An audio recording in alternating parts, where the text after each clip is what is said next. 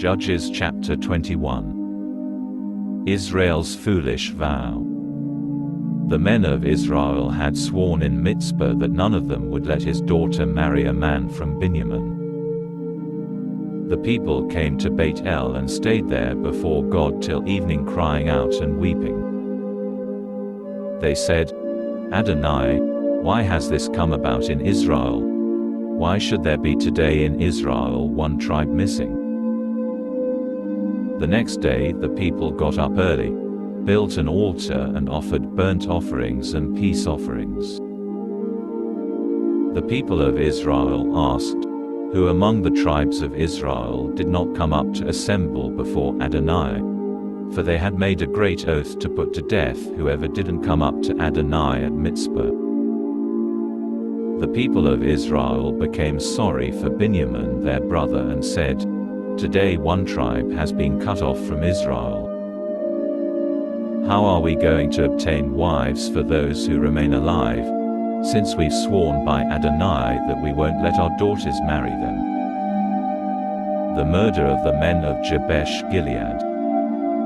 Then they asked who from the tribes of Israel had not come up to Adonai at Mizpah, and found that none had come from Yavesh Gilead to the camp where the assembly was. Since when the people were counted, none of the inhabitants of Yavesh Gilead were found there.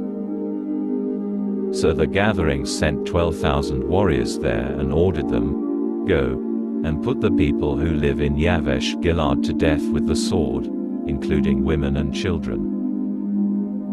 Completely destroy every man and every woman who has had sex with a man. Among the inhabitants of Yavesh Gilead they found 400 young virgins who had not known a man by lying with him, and they brought him to the camp at Shiloh, which is in the land of Canaan. Then the whole gathering sent a message proclaiming peace to the people of Benjamin who were at the rock of Rimmon. So Benjamin returned at that time, and the people of Israel gave them the women they had kept alive of the women from Yavesh Gilead, but those weren't enough for them. The people were still sorry for Benjamin because Adonai had made a division among the tribes of Israel. The Benjamites capture the women of Shilom. The leaders of the assembly asked, What are we to do for those who still don't have wives, inasmuch as all the women of Benjamin have been killed? They said, There has to be a way to help the survivors preserve Benjamin's inheritance, so that a tribe will not be eliminated from Israel. Yet we can't give them our daughters as wives. For the people of Israel had sworn, Cursed be whoever gives a wife to Benjamin. Then they said, Look, each year there's a festival in honor of Adonai in Shiloh, north of Beit El, on the east side of the road that goes up from Beit El to Shechem, and south of Levonah.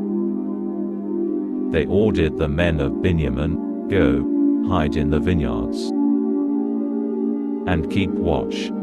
If the girls of Shiloh come out to do their dances, then come out of the vineyards, and each of you catch for himself a wife from the Shiloh girls, and go on to the land of Benjamin.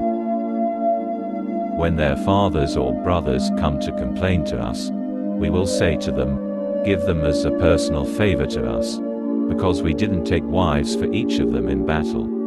You didn't give them to them. That would have made you guilty of breaking your oath.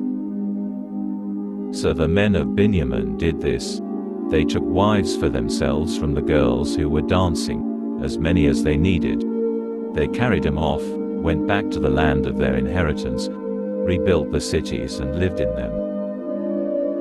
The people of Israel then left that place.